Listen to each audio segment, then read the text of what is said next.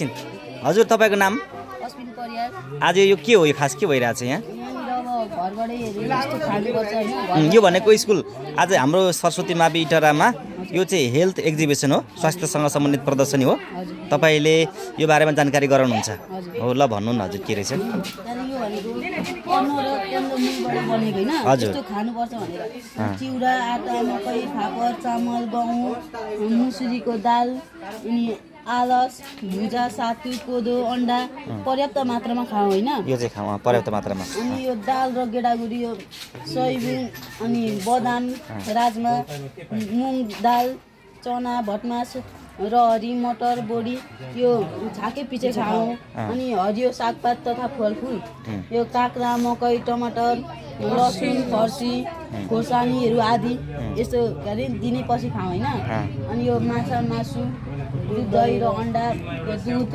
यो मिस्टीहरू नियमित रूपमा खाऊ अनि यो गुलियो र नुनिलो र चिल्लो तेल यहाँनिर नुनहरू छ हजुर अनि भित्र मात्रामा चिल्लो मात्र चाहिँ यो नुनिलो र चिल्लो चाहिँ थोरै मात्रामा मात्र खाऊ हो हजुर यो खायो भने हाम्रो शरीरमा यसले शक्ति प्रदान गर्छ स्वास्थ्य हुन्छ बाहिरको हो केही पनि छैन यसमा सुजी दुध चिउरा गिलो रोटी खिर भटमास बदामहरू अनि चाम्रे अचारी भनेको घरमै पकाएको घर लोकल फर्मबाटै आएको खानेकुराले हाम्रो शरीरलाई धेरै राम्रो गर्छ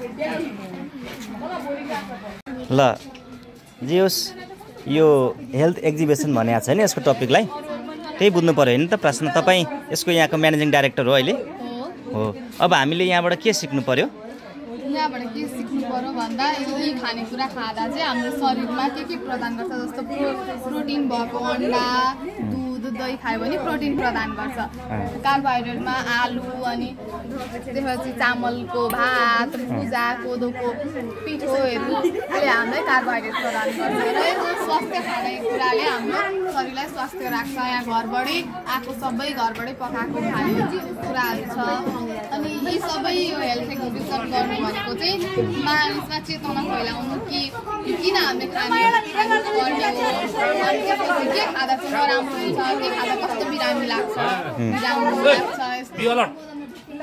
मिस नमस्कार हजुर यो रत्नमाईको होइन जस्तो एउटा नमुना विद्यालय श्री सरस्वती माविमा हुनुहुन्छ एउटा विद्यालय नर्सको रूपमा आज यो विद्यालयमा तपाईँकै कारणले गर्दा होइन हामीले यो हेल्थ एक्जिबिसन स्वास्थ्य प्रदर्शनी गर्दैछौँ र तपाईँले के कारणले होइन यो विद्यालयमा अर्थात् यो कार्यक्रम राख्नुपर्छ भन्ने महसुस गर्नुभयो केही कुराहरू भन्नुहुन्थ्यो कि हेल्थ एक्जिबिसनको चाहिँ मेरो के उद्देश्य छ भन्दाखेरि अब प्रायः जसो होइन सबैजना अहिले जङ्क फुडमै सिफ्ट भएका छन् होइन त्यसले गर्दाखेरि अब पोषणको महत्त्वको बारेमा चाहिँ खासमा चाहिँ बुझाउनको लागि हाम्रो गाउँघरमा चाहिँ के सागसब्जीहरू पाइन्छ र के पोषिलो तत्त्वहरू पाइन्छ जस्तै कुन खानेकुरामा चाहिँ कुन पोषिलो तत्त्वहरू पाइन्छ त्यो कुरा चाहिँ प्रश्न पार्नको लागि र अब गाउँघरमै भएको सागसब्जीहरूदेखि लिएर फलफुलहरूमा चाहिँ विभिन्न किसिमको पोषिलो तत्त्वहरू पाइन्छ भन्ने कुरालाई चाहिँ जानकारी गराउनको लागि साथसाथै चाहिँ अब हुन्छ नि सबैले चाहिँ पोषिलो खानेकुरा खाएर सबैजना हेल्दी होस् भन्ने मेरो उद्देश्य हो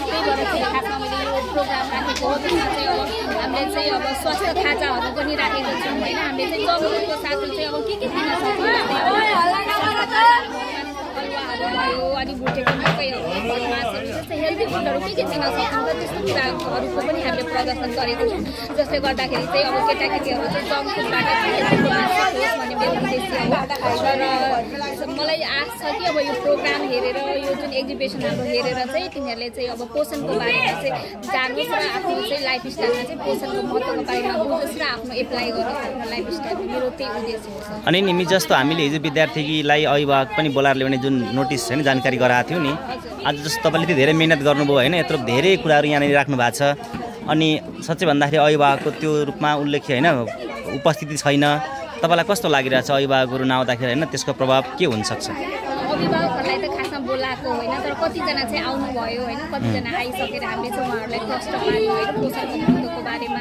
साथसाथै अब पोषण हामीलाई पुगेन भने कुपोषणले गर्दाखेरि चाहिँ के हाम्रो स्वास्थ्यमा असर गर्छ त्यो कुराहरूले बुझायौँ। साथसाथै हामीले आफ्नो बालबच्चाहरूलाई चाहिँ के खानेकुराहरू के स्वास्थ्य खानेकुराहरू दिन्छौँ त्यो कुराहरू बुझायौँ होइन। त्यो कुरा चाहिँ सिक्नुभयो उहाँहरूले। मलाई आशा छ कि उहाँहरूले चाहिँ आफ्नो जङ्क फुड नदिएर चाहिँ स्वास्थ्य खानाहरू बोकेर आओस् अनि त्यसपछि के अरे बालबच्चालाई खुवाओस् र स्वास्थ्य बनाओस् भन्ने मेरो आशा छ होइन। अब कतिजनालाई आउनु भएन होइन, अब सिक्नु भएन भने हुन त अब सकेसम्म कोसिस गरेको आउनु भएन भने अब उहाँले चाहिँ अब मिस गर्नुभयो केही कुराहरू। तपाईँलाई कस्तो लाग्छ आजको यो प्रदर्शन पछाडि? तपाईँलाई केही मनमा आत्मसन्तुष्टि छ? यति दुःख गर्नु भएको छ, केही कुराहरू खुसी लागेको छ? सन्तुष्टि त अब अलिअलि सन्तुष्टि पनि छ, किनभने मैले अब केटाकेटीहरूलाई पनि स्टुडेन्टहरूलाई पनि राखेर यहाँनिर खटाएको छु। यिनीहरूले पनि अब कसरी प्रोग्राम चलाउने के गर्ने भन्ने यिनीहरूले पनि सिके होइन, यिनीहरूले पनि एक्सप्लेन गरिरहेछन्। तर अब कतिजना चाहिँ अब आएनन् भने त्यसले गर्दाखेरि अब धेरै कुराहरू मिस भयो नि त उहाँहरूको, सिकेनन् कति कुराहरू। हस्, धन्यवाद मिस। ल ठिकै छ। आज मिति 2082 कार्तिक महिनाको 20 गते है बिहिबार हाम्रो विद्यालयमा हेल्थ एक्जिबिसन स्वास्थ्यसँग सम्बन्धित प्रदर्शनी यहाँनिर व्यापक छ। त्यसमा विभिन्न कुराहरू हामी देखिरहेका छौँ होइन भाइ? तपाईँको क्षेत्र चाहिँ यो होइन होइन? तपाईँको डिपार्टमेन्ट कता हो? अनि यो सर्पको टोकाइको तपाईँ हो? ल यसको बारेमा के भन्नुहुन्छ तपाईँ? म यसको बारेमा यता हेर्नु। सर्पले टोक्दा शरीरमा विष प्रवेश गर्नु भनेको सर्पदंश हो। नेपालमा करिब 20,000 मान्छे सर्पदंश हुन्छ र त्यसमध्ये 1,000 जनाको मृत्यु हुन्छ। यो चाहिँ कस्तो हो? यो वर्ष दिनको रेकर्ड हो कि कुन हो यो? एक वर्षमा? सर्प बढी पाउने ठाउँहरू जस्तो तराई क्षेत्रमा, झाडीहरू, खेतबारी, नदी, खोला किनार, पुरानो घर गोठहरूमा। अब तपाईँहरूलाई म सर्पदंशबारे जानकारी गराउने कुराहरू बताउन सक्छु। ल भन्नु त। प्राय थोरै सर्पहरू मात्र विषालु हुन्छन्। सर्पको टोकाइको उपचार सम्भव छ, त्यसैले आत्तिनु पर्दैन। टोकेको ठाउँ वरिपरि पट्टी बाँध्न सकिन्छ, तर पसिने गरी कपडा वा डोरी नबाँधौ। टोकेको ठाउँमा चिर्ने वा काट्ने सकेसम्म चारो बिरामीलाई अस्पताल पुर्याउने काम गरौँ। कुखुराको प्राय समाजमा कुखुराको मलदार तथा झारमौरी सर्पले टोकेको ठाउँमा लगाउँदा विष पुष्ट भन्ने धारणा गलत हो। हामीले सर्पले टोकेपछि हिँड्ने, खाने, सघाउने साधन चलाउने गर्नु हुँदैन। अब तपाईँलाई फेरि म बिजारी सर्पको टोकाइको लक्षणहरू बताउन गइरहेको छु। हजुर हजुर। टोकेको ठाउँमा 20 दन्तका चिन्ह हुन्छ। टोकेको ठाउँमा पोल्ने, सुनिने र दुख्ने हुन्छ। रिङ्गटा लाग्ने, बेहोस हुने, रगत बगिरहने हुन्छ। श्वास फेर्ने कठिनाइ हुन्छ र बान्ता समेत हुनसक्छ। आँखाको परेला भारी हुने र एकै वस्तु दुई देखिने हुन्छ। पिसाबमा रगत देखिने र पेट साह्रै दुख्ने हुन्छ। धन्यवाद। धन्यवाद भाइ आयुष, तपाईँले राम्रोसँगले बुझाइदिनु भयो। हस्, नमस्कार। नमस्कार अन्जु, तपाईँ स्काउटको यहाँको के हुनुहुन्छ? सरस्वती माविको हो, ट्रुप लिडर हुनुहुन्छ होइन? आजको यो हेल्थ एक्जिबिसनमा तपाईँको धारणा के छ? यो के भइरहेछ, कस्तो लाग्यो? हेल्थ एक्जिबिसन चाहिँ खास गरी जङ्क फुडहरू नखाइकन पोषणयुक्त खानेकुराहरू खानुपर्छ भनेर यहाँ टिफिन टाइम अगाडि पनि बोलाइएको थियो।